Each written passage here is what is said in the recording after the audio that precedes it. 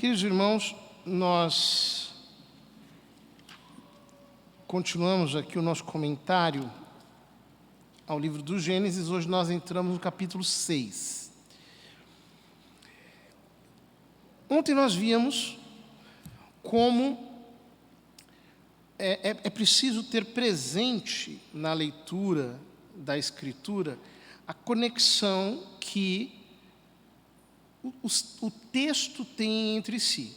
Então, falávamos sobre a questão da descendência da mulher, da descendência da serpente, mostramos como isso tem conexão com as expectativas de Adão e Eva sobre Caim e Abel, e como isso de algum modo se realiza neles, nas duas descendências, na descendência de Caim e na descendência de Sete.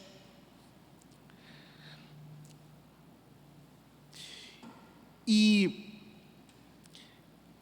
de fato, é muito interessante que existem, ao longo da história, muitos que querem preencher as lacunas do texto bíblico, inventando coisas, às vezes até de uma maneira muito maliciosa. Então, por exemplo, ontem nós vimos que Deus colocou uma marca sobre Caim. E existem interpretações racistas disso,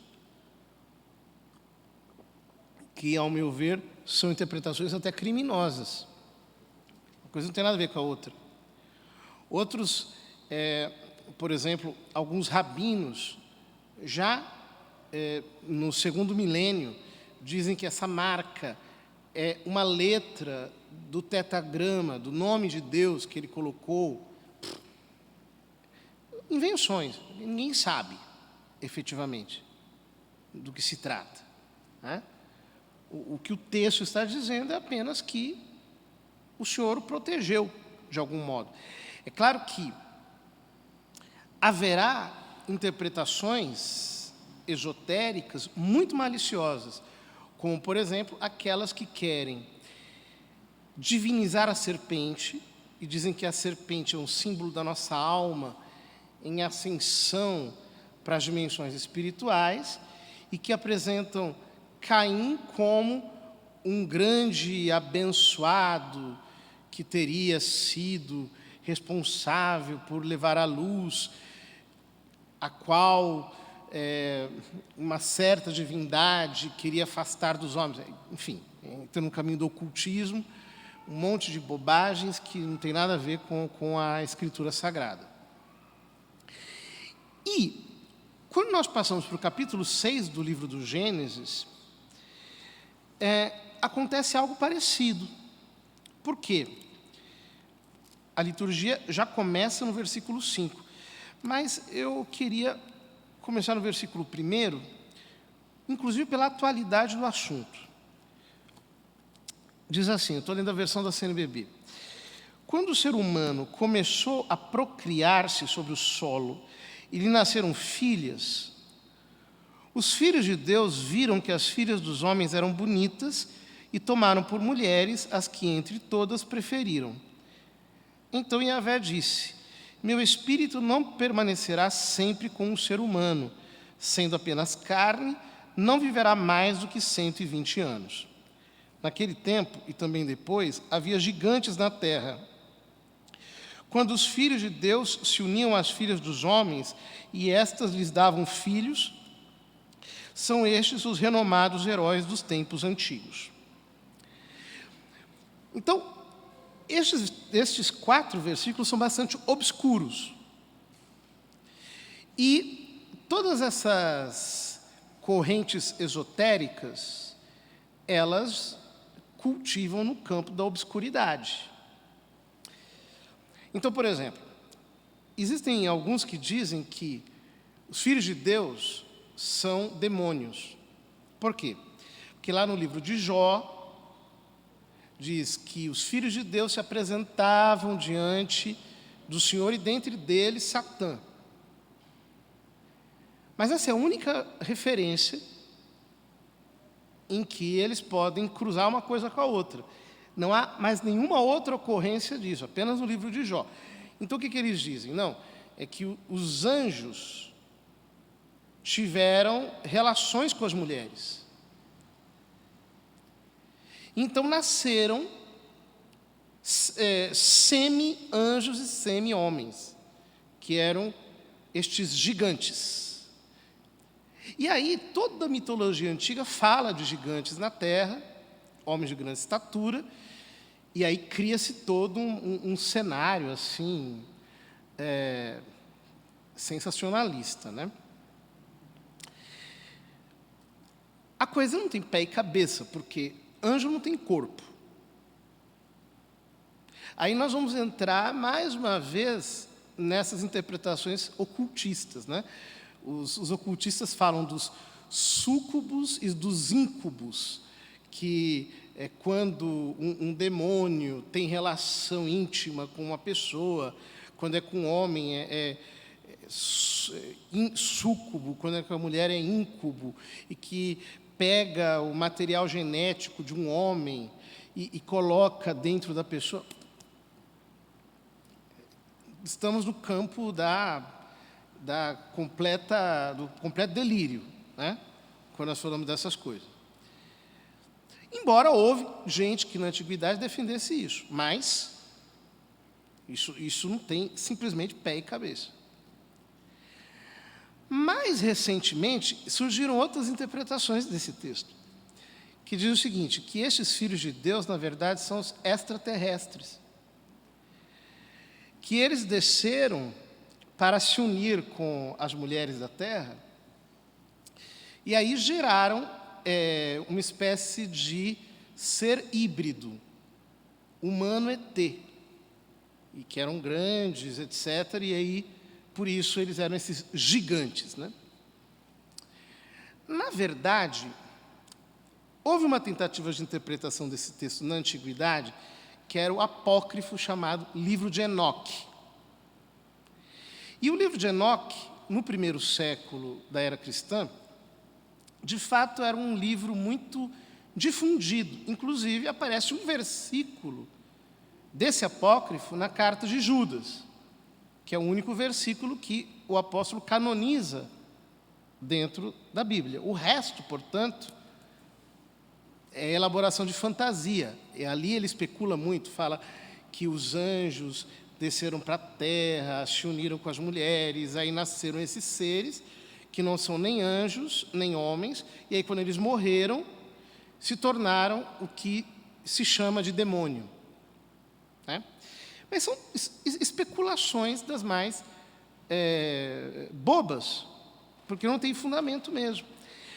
Agora, este papo de extraterrestre realmente está cada vez mais se difundindo entre as pessoas. Vira e mexe, alguém me pergunta, padre, os Belai Elohim, que esses filhos de Deus, né, são extraterrestres? Eu digo, gente, pelo amor de Deus, o que é isso? De onde vocês tiraram esse tipo de história, né? A esse respeito, há alguns anos atrás, eu ainda era seminarista, eu ganhei de presente do meu amigo, o padre Birajara, esse livro, né? Chama-se Nós Estamos Sós, uma humanidade solitária, escrito por um cientista chamado Alfredo Nunes Bandeira Júnior. É um livro muito, muito, muito interessante e sereno, em que ele explica várias coisas. Por exemplo, ele explica como a vida existe na Terra por circunstâncias muito específicas, o que ele chama de janela da vida. Ou seja, a proximidade que a Terra tem do Sol com a angulatura que ela tem faz com que seja um ambiente propício para que surja a vida. Só que ele diz, isso não existirá para sempre, porque uma hora essa estrela, chamada Sol, vai ser destruída. Ela mesma vai se destruir, e vai haver uma explosão, e vai acabar com tudo. Então, mesmo a hipótese de ter vida na Terra é uma coisa muito improvável do ponto de vista físico de acontecer. E ele fala da vida. Quando ele fala da vida inteligente, então, pelo amor de Deus, ele diz que tenha surgido ao longo dos milênios vida inteligente em uma espécie, que é a espécie humana, e mais nenhuma outra. É outro salto inexplicável que realmente não dá para, do ponto de vista científico, dizer por que as coisas aconteceram assim. Então, ele diz, olha, ele começa a examinar o universo. Ele diz, nós temos planetas numa distância estrambólica, quer dizer, que são milhões de anos-luz da Terra. Como é que um ser vai viajar milhões de anos-luz para cá, sem morrer? Quer dizer, se tentasse, ao sair, no percurso morreria, porque o que é isso? É um espírito que não morre? Como é que é isso? Nós já estamos entrando num outro campo que não tem nada a ver com a realidade concreta. Depois ele diz, curiosamente, todos esses ETs, que o pessoal diz que vê, né, tem cabeça, tronco e membros, duas pernas e 2 braços. Tem 2 olhos, tem um nariz e uma boca. Ou seja, são hominídeos, com algumas variações. Ou seja, são figuras humanas, um pouco estilizadas. Por que em uma outra realidade planetária surgiriam seres iguais a nós nessa constituição? Depois, ele fala, imaginemos a distância cultural. Então, por exemplo, se eu, que sou um ser humano, for jogado no meio da China, entre outros seres humanos, como é que a gente vai se comunicar? Eu não falo mandarim. Vai ser um trabalho desgraçado, né?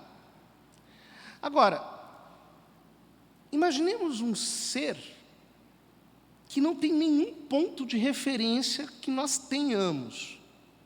Ou seja, ele não sabe o que é banana, o que é cachorro, o que é morcego, o que é pedra. Não tem absolutamente sentidos que tenham que ser como os nossos e capacidade de emitir sons que nós possamos compreender. Como é que se dá comunicação entre seres de culturas que são assim absolutamente alheias, ainda imaginando essa disparidade física imensa? Bom, nós estamos entrando aqui no campo da espiritualidade mesmo. Quer dizer, aí você tem que falar de telepatia, você tem que apelar para janelas dimensionais que fazem com que aqui seja lá, não sei aonde, mas aqui já não tem mais nada de realmente concreto que se possa dizer. É um livro muito interessante. E ele diz algo que vale a pena, inclusive, eu ler. Ele diz, a Terra, terceiro planeta a partir do Sol, ocupando uma privilegiada posição no sistema solar, recebe exatamente a quantidade adequada de luz e calor para o desenvolvimento da vida. Não se conhece nenhum outro planeta nessa situação, ou seja, orbitando na chamada zona habitável de um sistema planetário. Além de tudo, a Terra está, em relação ao Sol, na janela da vida, período cuja duração não podemos determinar, em que este astro manterá o aquecimento estável de nosso planeta em níveis de temperatura confortáveis para a vida que aqui se desenvolve. Tempo virá, entretanto, em que, com o envelhecimento de nossa estrela central, nosso sistema planetário será engolido por uma onda abrasadora resultante da expansão do Sol, que em seguida explodirá como uma supernova ou se transformará numa gigante vermelha, destruindo todo o sistema solar. A vida teve um início e terá também um fim, a não ser que colonizemos outros sistemas. É certo que a Terra era, em seus primórdios, um planeta inabitável. Logo após sua formação, ela era um globo em convulsão, abalado por violentos terremotos, extenso e abrasador vulcanismo e estonteantes tempestades, onde relâmpagos cegantes desgastavam a superfície excessivamente aquecida do planeta.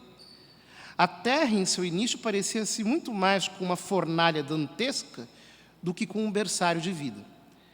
Essa somente surgiu quando, amenizando-se ao longo de milhões de anos, as condições do planeta o permitiram. E a vida inteligente somente apareceu ao fim de extenso período de evolução. Nos supostamente existentes milhões de bilhões de planetas inabitados em virtude de condições adversas, semelhante àquelas que reinaram na infância da Terra, será possível que a vida venha um dia a acontecer? Ou já tenha surgido em algum planeta longínquo? É possível que sim. Porém, surgir alguma espécie de vida é uma coisa, desenvolver-se a vida inteligente é outra. É provável que encontremos algum tipo de vida em termos de fungos e bactérias, ou seja, níveis inferiores de vida em outros planetas. Vida inteligente, por outro lado, é uma improbabilidade. Aceitamos com naturalidade que a vida inteligente, tendo de surgir uma primeira vez, aconteceu no planeta Terra, evoluindo graças a uma série intrincada de acasos até um nível superior de inteligência. Note-se que de milhões de espécies e formas de vida que existem, e dos milhões que ainda existem em nosso planeta, apenas uma delas, singularmente, alcançou este nível. Nós somos, graças ao acaso, e ele fala aqui apenas como cientista, a primeira e talvez até agora ainda a única civilização a florescer em nosso universo.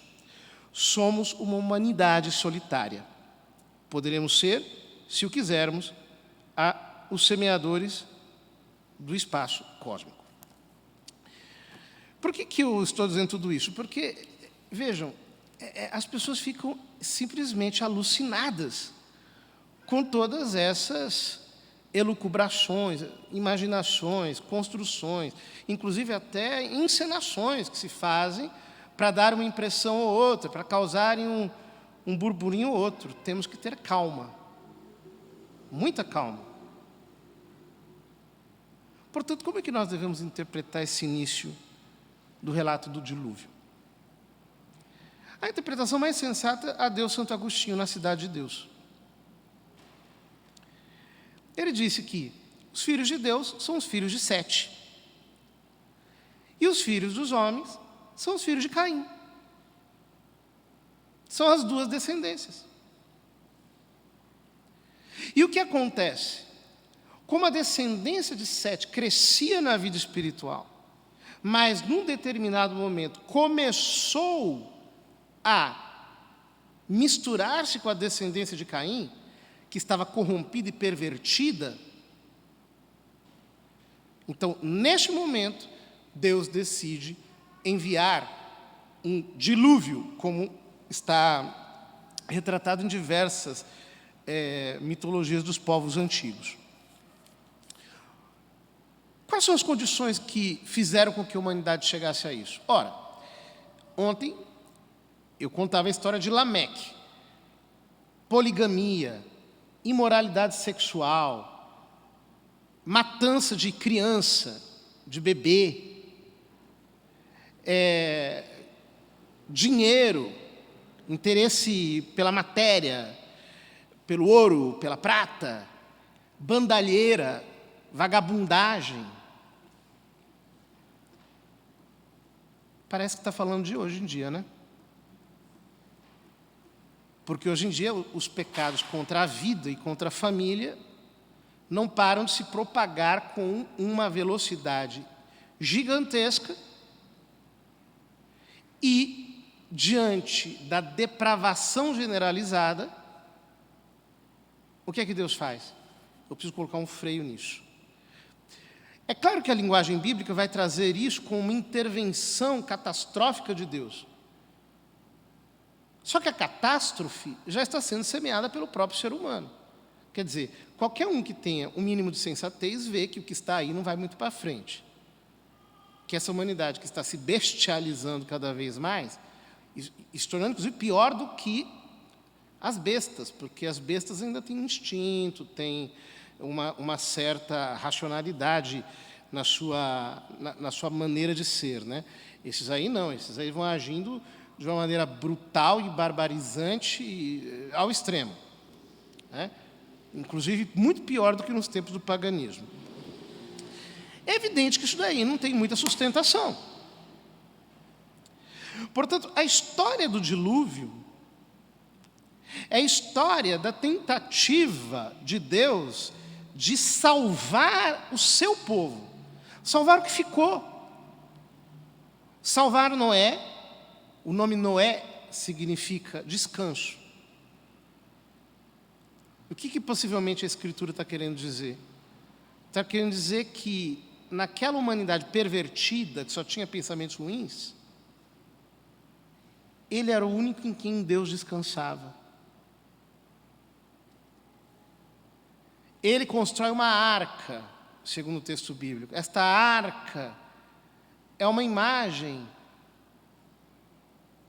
da igreja de Deus, do povo de Deus, de quem ele preserva de toda essa catástrofe horrível da imoralidade, da perversidade. E as águas do dilúvio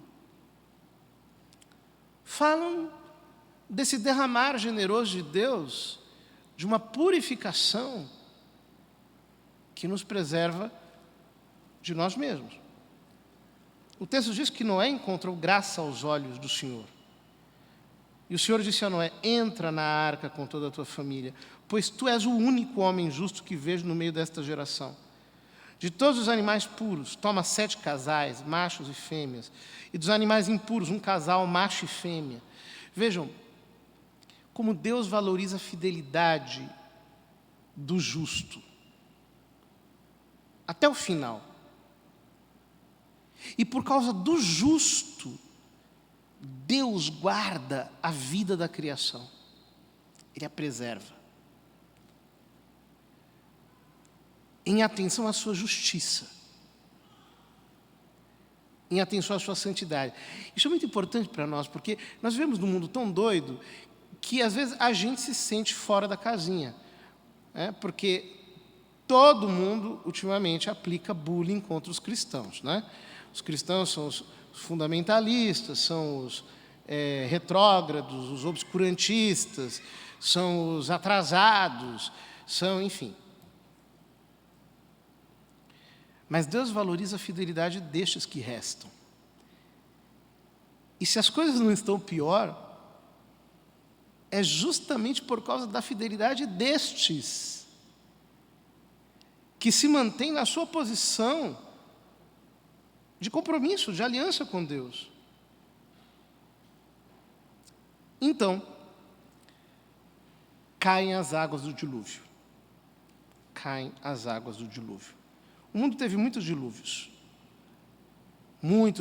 que nasceram da maldade dos homens, dilúvios de guerras, dilúvios de bombas, dilúvios de conflitos, dilúvios de extermínio de populações pela violência, dilúvios de pestes, de pragas, de situações insolúveis, de crises econômicas terríveis, causadas pela irresponsabilidade dos homens, dilúvios de toda espécie. Quem sabe nós não estejamos à beira de um dilúvio, ou de algo que o valha, né? Porque o mundo não vai muito bem. Há muita sanha de guerra no ar. Há muita coisa estranha acontecendo no mundo. Mas Deus vela sobre os seus. E tudo o que nós queremos é que se possa dizer de nós o que se disse de Noé e o que se disse também da Santíssima Virgem Maria. Noé achou graça diante de Deus. Se nós tivermos graça diante de Deus, todas essas crises passarão, porque todas as anteriores passaram. De um modo como nós não podemos entender, ou seja, nós não precisamos de nenhum ET para infernizar a Terra. já tem muita gente aqui que está fazendo um papel pior do que de qualquer outra criatura que pudesse vir ao mundo. Mantenhamos a nossa alma em serenidade diante de Deus, conservando a fidelidade à aliança que nós temos com Ele, sabendo que Ele sempre dará um jeito para que o bem, a santidade, a vida prevaleçam contra toda forma de morte.